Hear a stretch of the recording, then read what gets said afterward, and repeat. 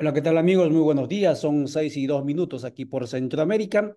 Bienvenidos y bienvenidas al www.radiovictoriagt.com, que es desde donde transmitimos hoy sábado 6 de abril, y otros contenidos eh, sobre diferentes temáticas. Y en este caso estamos abordando una temática más que interesante en el marco del ciclo 1524, 500 años de la llegada de Pedro de Alvarado y sus, dicen, secuaces, es decir, personas que lo acompañaron, los invasores, hace 5 siglos atrás. Y claro, no podíamos dejar de abordar esta temática con nuestras hermanas y nuestros hermanos del África, porque Pedro de Alvarado, cuando llegó por aquí, cuando era 1524, venía también ya con varios esclavos, así dicen los registros. Y el continente de Aviala, ni los pueblos de Guatemala, mucho menos nosotros como parte de los pueblos originarios del continente, ni cultural ni genéticamente, podemos abstraernos de la presencia significativa de los genes y de los elementos culturales de nuestra madre África.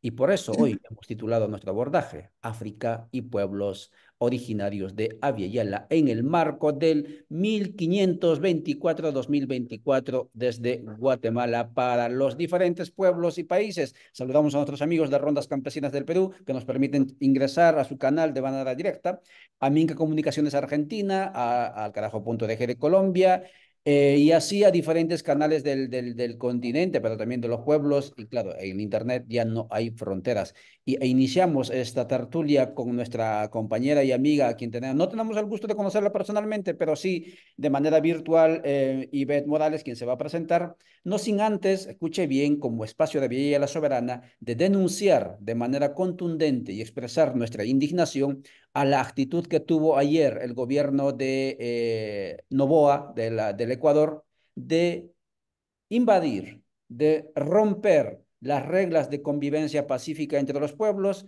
eh, al ocupar el espacio de la Embajada de México en Quito. ¿Por qué lo hizo? Solo porque estaban persiguiendo al expresidente Glass, a quien tampoco no lo conocemos, pero si ya México le había dado asilo político, en ningún momento y bajo ninguna circunstancia el Estado, en este caso Ecuador, podría invadir, ocupar el recinto diplomático de un Estado, porque eso es parte de su soberanía. Eso en los hechos significa declaratoria de guerra. Y lamentablemente México rompió relaciones diplomáticas con Ecuador. Y ojo, el otro loco que hizo, disculpen el término, pero así lo utilizo, el loco que hizo que se rompieran relaciones diplomáticas ha sido justamente Milei en Argentina, con Colombia. ¿Quién está detrás de todo esto? ¿Quién está sembrando la cizaña en el continente? ¿Por qué necesariamente estas agresiones ocurren o desde los países que en algún momento soñaron con lo que se llamó la integración del continente de Vieyala, ya sea a través de Salako o a través de otros espacios? ¿Por qué la embajada y los militares norteamericanos van allí paseando por esos países? ¿Por qué no asesoran de que hay convenios, hay acuerdos por ejemplo, por mencionar alguno, la Convención de la Haya que prohíbe contundentemente estas acciones? Cuidado, no juguemos con fuego. ¿Sí? Mucha violencia en el continente. Y hoy, el 6 de abril, se conmemora también el Día de la Paz porque en 1986 se inició lo que se llamaron los Juegos Olímpicos allá en Atenas, y a partir de esa fecha, el 6 de marzo, de abril, se estableció por las Naciones Unidas como el Día Mundial del Deporte como espacio de paz y de desarrollo. Así que de esta manera comenzamos nuestra tertulia. Adelante, por favor, Ivette, salude a la audiencia y comenzamos directamente con la pregunta que te había planteado. ¿Cómo llegaron la madre África a este continente? ¿Cuántos llegaron y dónde están? Adelante, por favor, Ivette. ¿Qué tal? Buenos días. Un gusto saludar a todos los países que están conectados a Radio Victoria, quienes nos van a ver posteriormente también. Agradezco mucho el espacio hoy en TAI. Como dicen, no tenemos el gusto de conocernos, pero espero que en algún momento se pueda. Y agradecer también a Vivian que nos hizo el pase para poder tener este espacio. Y primero me gustaría pedir permiso a los abuelos y a las abuelas por permitirme compartir el sentir y el pensar eh, como negra guatemalteca. Nací acá en Guatemala y en una familia que acá se catalogó, ¿verdad? Como mestiza, como ladina, para poder disminuir un poco eh, esta presencia nuestra africana en Guatemala. Y lo que tú me preguntas, quisiera ilustrarlo primero con una anécdota que me contaban una jovencita de 17 años, entre 17 y 18, estando en su escuela.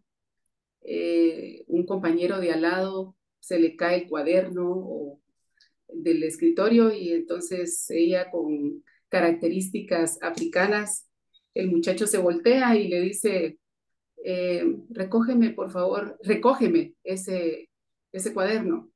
Y entonces ella, extrañada, le pregunta por qué, ¿verdad? ¿Por qué lo tengo que hacer yo? Y por sus características africanas, él le dice, porque eres esclava, eres negra y los negros son esclavos. Eso pasó hace 8 años, ¿verdad?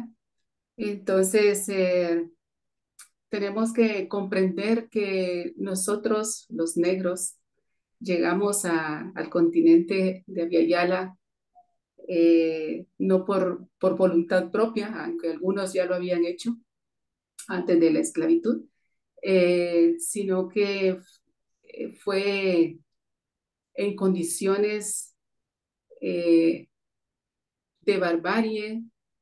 La esclavitud no fue un acontecimiento como se puede visualizar ahora, ¿verdad? Porque debemos de entender que esto no se ha modificado. Eh, y hay muchas imágenes que recrean las condiciones de esclavitud que nuestros antepasados sufrieron y cómo llegaron a los distintos países del mundo. Eh, Imagínate que en Guatemala o en general, por 50 años se sostuvo la compra y venta de africanos esclavizados. Y fue un periodo, pues, toda una vida, ¿verdad? Prácticamente. Y para el siglo XI ya África tenía grandes civilizaciones, con sucesiones de reinados, eran prósperos. Entonces, nosotros nos quedamos con esa imagen simplemente de la esclavitud vinculada a nuestro ser. Por eso traigo a colación este acontecimiento de hace 8 años, porque eh, hay que trabajar, ¿verdad? Mucho en desmontar y reconocer eh, al pueblo negro africano en el mundo. Y eso significa que nos trajeron en estas condiciones y que estamos presentes a partir de eso en todo el mundo. O sea, no podríamos considerar quizá una cantidad. Solamente en América se habla de que llegaron aproximadamente 12 millones de africanos en el tiempo de la esclavitud y obviamente se fueron generando estrategias de los estados para diluir esa presencia y generar, ¿verdad? Estas formas que ahora se habla mucho de ladinos, de mestizos, de mulatos, o sea, fueron generando ciertas categorías que fueron permitiendo la separación, pero tenemos que estar conscientes también que los negros, nuestros antepasados, no, eh, no generaron una condición de sublevación a la esclavitud. O sea, se manifestaron, se mantuvieron en la rebeldía, crearon el cimarronaje, que es el que nosotros seguimos rescatando como un pensamiento libre nuestro. Y aunque muchos murieron en las travesías y obviamente en las condiciones laborales a las que los sometieron en todos los espacios. Eh, Seguimos presentes acá. Y tenemos que entender también que al continente llegan prácticamente para rescatar o para suplentar a la población originaria que estaba siendo esclavizada y que ya estaba disminuyendo, ¿verdad? Por el exceso de las horas laborales. Hay muchos documentos que registran esos hechos bárbaros que cometieron los invasores en América y que además de forzarles, del trabajo forzado que se generaba, también estaban las enfermedades que trajeron y entonces obviamente se asustaron, ¿verdad? Cuando vieron que iban a quedarse con nada o con poca mano de obra para toda la explotación que querían hacer de nuestras tierras. Y entonces ahí es donde empieza eh, la presencia negra, ¿verdad? En el continente. Y, y eso a veces también se olvida de que se estaba explotando a un grupo y se trae a otro también con condiciones quizá peores para suplantar esta mano de obra que ya se estaba acabando. Y ahí hay muchos relatos que, por ejemplo, en Guatemala se rescata la figura de Fray Bartolomé de las Casas como el defensor de los indígenas, porque él es el que escribe, ¿verdad?, a la corona para pedir auxilio, porque es aparentemente defendiendo a la población originaria cuando lo que se estaba defendiendo eran todos los proyectos que la colonia tenía ya eh, con la invasión, ¿verdad? Entonces, sí, tenemos que rescatar mucho de esta esclavitud en el mundo y en Guatemala particularmente, si podemos hablar de presencia, ¿verdad? De dónde estamos o cuántos estamos. Hay en este tiempo por lo menos tres expresiones o tres formas que se podrían explicar de presencia negra. Y una obviamente está vinculada a la esclavitud, a las condiciones de sometimiento cruel. Otra está eh, vinculada con el pueblo garífuna, que tiene presencia en toda la costa atlántica de Centroamérica y que ha sido un pueblo en resistencia eh, por muchos años, ¿verdad? Siguen con mucha presencia, con mucha organización. Y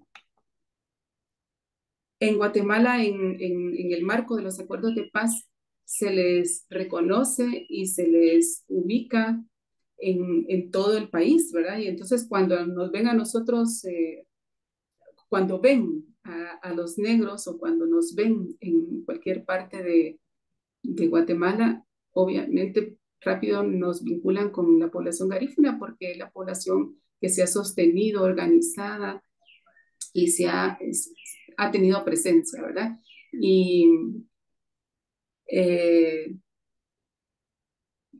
cuando ya explicamos, ¿verdad? Que en mi caso me sucede que no puedo expresarme en el idioma garífuna y entonces preguntan de dónde es usted, ¿verdad? Porque no ubican en Guatemala otro grupo de población negra más que el pueblo garífuna.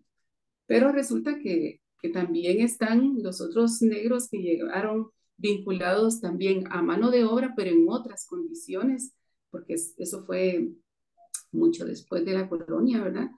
Que procedieron de Estados Unidos, algunos, otros procedieron de Jamaica, también habían algunos de Haití, pero principalmente era de Estados Unidos y de Jamaica, que ya tenían ventaja, digamos, frente a los garífunas y a otros grupos en el país, porque conocían el trabajo que venían a hacer, tenían un idioma, manejaban el idioma inglés, ¿verdad? Que era el que interesaba a sus amos y esto generó ventaja, ¿verdad? Sobre los garífunas y también otros negros que, bueno, en ese tiempo ya los negros que habían quedado del tiempo de la esclavitud estaban diluidos prácticamente, o sea, no se podían distinguir. Entonces, ese es el trabajo que ahora se genera, ¿verdad? De cómo ir visualizándonos, identificándonos, reencontrándonos para poder unificarnos, que es el propósito mayor, ¿verdad? De vernos como una sola África, o, una sola África unida en la diversidad, porque así como estamos acá con esta presencia, pues estamos en todo el mundo y en la misma África con distintos grupos, ¿verdad? Etnias de origen africano. Bien. Sí. Muy bien, estamos conversando con Ivette Morales. Ella es panafricanista, ella es negra, así es como se autodefine. Y elementos más que importantes nos deja en esta primera parte de su abordaje. En primer lugar, nos deja esa cantidad insospechada. 12 millones de personas, de seres humanos, de cuerpos humanos vivos, siendo trasladados en barcos transatlánticos desde África hacia lo que es el actual continente de Abya. ¿Quiénes lo hicieron? Lo hicieron los civilizados ingleses, holandeses, punto número uno. Y claro, más de 2 millones perecieron en el camino y parte de ellos quedaron en barcos en naufragio, siglo XVI, XVII, y es allí cuando, por ejemplo, dicen 600, pero no se sabe exacto, con exactitud, por lo menos no se ponen de acuerdo, africanos entraron hacia lo que es actualmente la isla de San Vicente y las Granadinas, y es allí donde se unen, se juntan genética y culturalmente con los arawak y con los caribeños que llaman a los pueblos, y es allí donde nace el pueblo garífuna, de Garinagú, de lo que está hablando este Ivette. Y los Garinagú están ahora en la parte de Nicaragua, están en Honduras, sobre todo bastante grande, los que nos siguen a través de Radio Dignidad y están escuchando esta transmisión. Saludos a los hermanos de Ofranet, a la compañera Miriam, es potente esa organización política allá. Y luego en Guatemala entra un grupo pequeño, 1802 más o menos, allá en lo que actualmente es Izabal Livingston, y allí el número se fue disminuyendo y en este momento hay más garífunas en Guatemala, departamento ciudad, que en el mismo Livingston y también Van Lice. Esta es la historia, digamos, de cómo llega y nos acaba de dar también los datos de cómo de otras fuentes fueron llegando los negros. Pero reiteramos, en este ciclo de 1524 a 2024, ni usted ni yo podemos abstraernos de la presencia de los genes y elementos culturales en nuestro cuerpo y en nuestras culturas. Y si no, miren mi cabello, sí. Y si no, miren mi fisonomía, yo soy quechua. Ojo, soy de los Andes, de 3.000 metros de altura allá en la parte sur del continente. Pero allí también estuvieron. En el caso del Perú, todavía está en Chincha, en la provincia de Chincha, en el distrito del Carmen, todavía están las carceletas, donde encerraban una vez que bajaban los africanos y allí los encerraban mucho tiempo me imagino yo, para alimentarlos y luego ya un poco fuertes, porque en el alta mar perdían mucho peso, ofrecerlos y venderlos a los hacendados. Todavía está ahí, hay bastante población negra allí en Bolivia, en La Paz, en los Yungas. África asumió la vestimenta aymara, por ejemplo, y usted no va a poder diferenciar por la vestimenta si es aymara o es africano. Y cuando voltean y miras el rostro, ahí te das cuenta que sí, efectivamente son africanos, pero vestidos con la ropa del mundo de las paseñas bolivianas. Mundo bastante inquietante. Y entramos entonces al tema, estimada Ivette, y es lo que nos centra.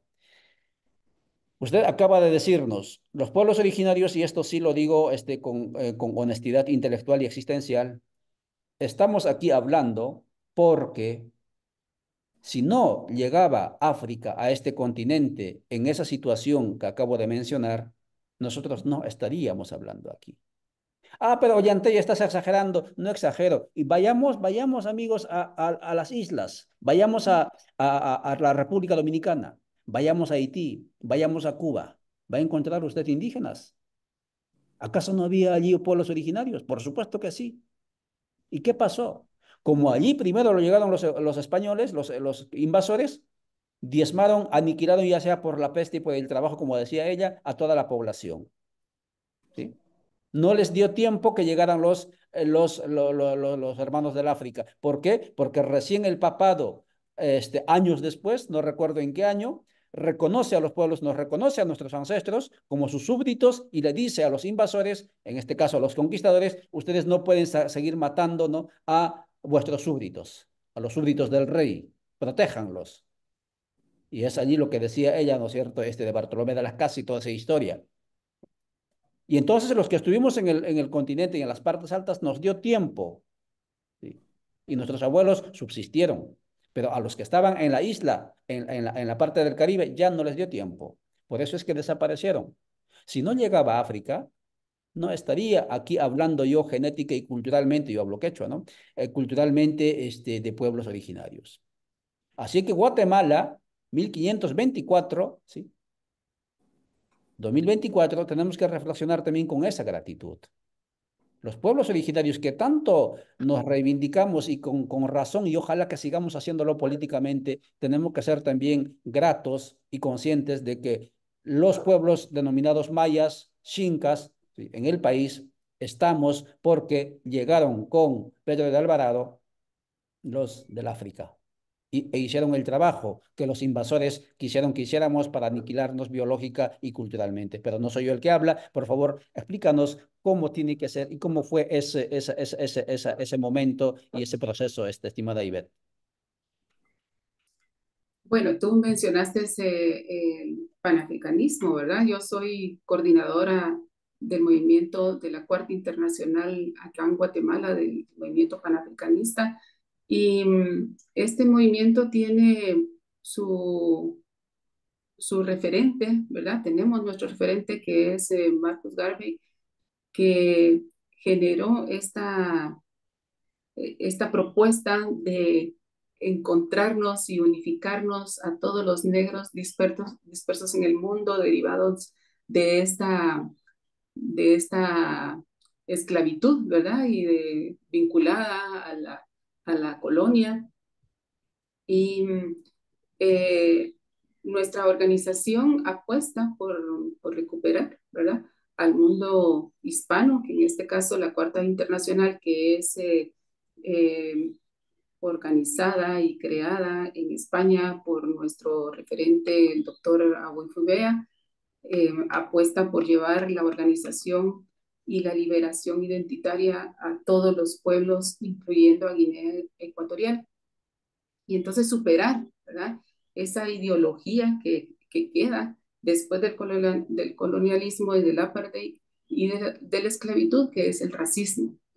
Eso se ha instalado, por eso iniciaba con esta anécdota de estos jóvenes, ¿verdad? De un acontecimiento muy reciente, cómo se instaura y se vincula al, al tiempo de la esclavitud y se nos genera, se plantea, ¿verdad? Es una estrategia obviamente eh, pensada, muy bien pensada por el capitalismo de sostener el racismo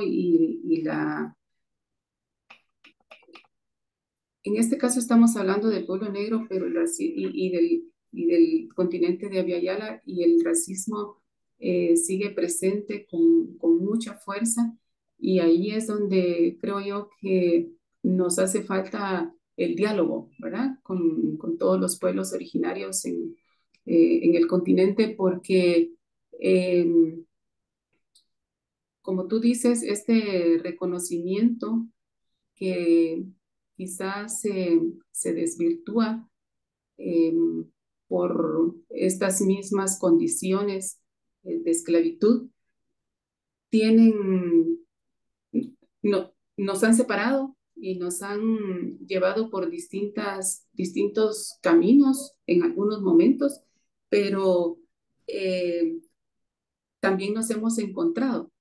Y este encuentro obligado que se tuvo con la esclavitud también nos ha dejado mucha riqueza cultural eh, que tampoco se rescata o se visualiza como tal.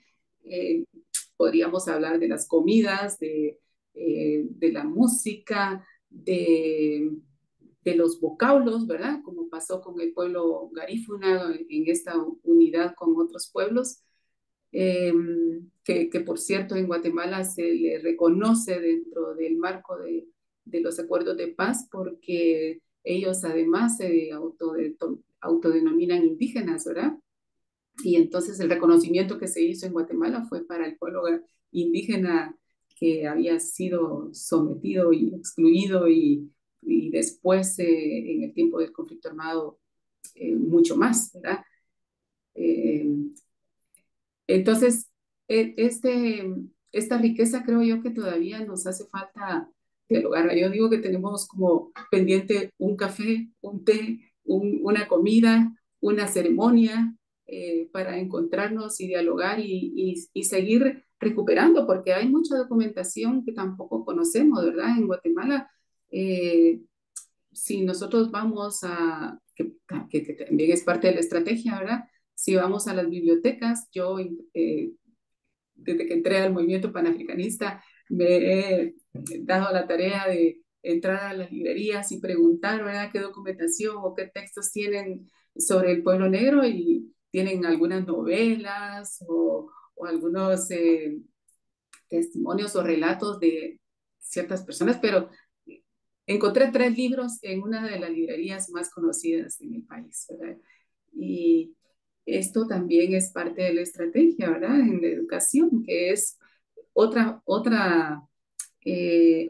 otro pendiente que tenemos como pueblo de exigir, ¿verdad? Que se reconozca, que, que se cuente la historia como es y que se diluya esa imagen y esa mirada de la esclavitud vinculada a un ejercicio de sobrevivencia y de rebeldía y de presencia que se ha tenido por siempre, ¿verdad? Que no estábamos, o nuestros antepasados no estaban en África esperando que se les llegara a ofrecer la esclavitud. Estaban en condiciones mucho mejores y el sometimiento y obviamente se sigue, ¿verdad? Se sigue con esa esclavitud y con esa matanza de nuestros hermanos en África y en muchas partes del mundo. O sea, hay mucho racismo que lleva a esos extremos aún. Y entonces eso creo yo que tenemos nosotros como pendiente de este encuentro con nuestros hermanos y hermanas de Avia Yala. Muchas gracias. Em, Muchas sí, gracias, sí, sí. Ivette.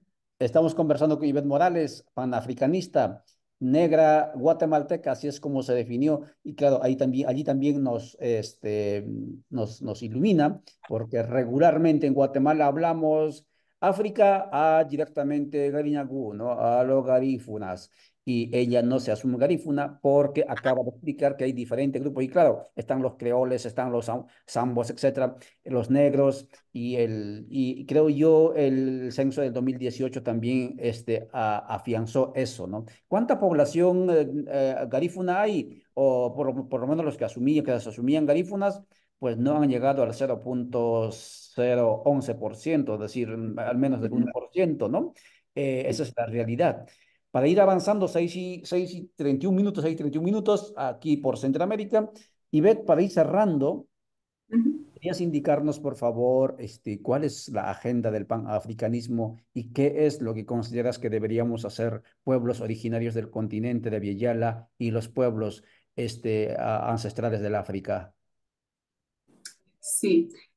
Bueno, como decía, el panafricanismo es este movimiento. Estamos en la Cuarta Internacional que fue creado por nuestro referente, el doctor Abuy Fubea, y lo que buscamos es eso, ¿verdad? Generar unidad temática, eh, para que se que la conciencia nuestra sea con claridad de todos estos acontecimientos que rápidamente he comentado, ¿verdad?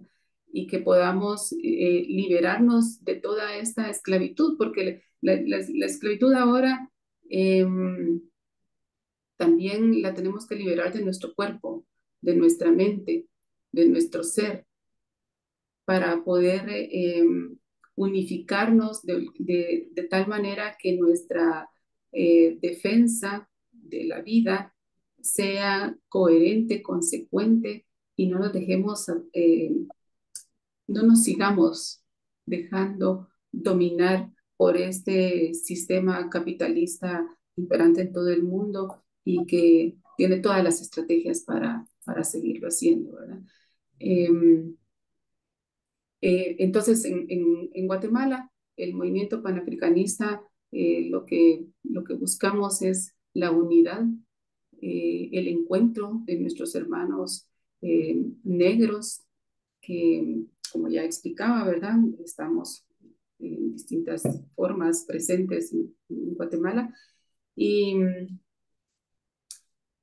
creo que con el pueblo de Aviala y en todas las partes, eh, como decía, tenemos pendiente este encuentro y me gustaría tomar una oración de Frantz Fanon, de su texto Piel Negras y Máscaras Blancas, que dice: una vez dado cuenta de esta situación y comprendida, nos encontramos con que la tarea no está terminada.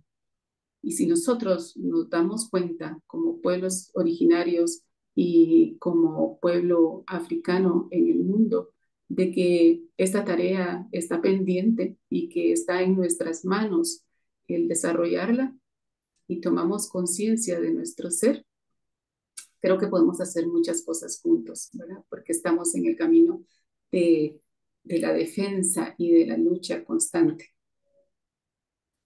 Muchas gracias, Ivette. Muchísimas gracias por tu tiempo. Gracias, amigas y amigos, por seguirnos, especialmente también a nuestros amigos de TikTok, que estamos transmitiendo aquí de manera rudimentaria a través de este teléfono.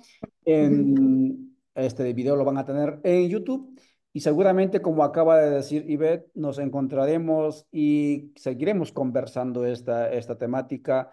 Lo importante de la lección que sacamos hoy es que hasta en las condiciones más adversas, en este caso el pueblo del África o los pueblos del África, y Ivette lo materializa, lo corporiza, se pueden o son oportunidades para transformarnos, para liberarnos.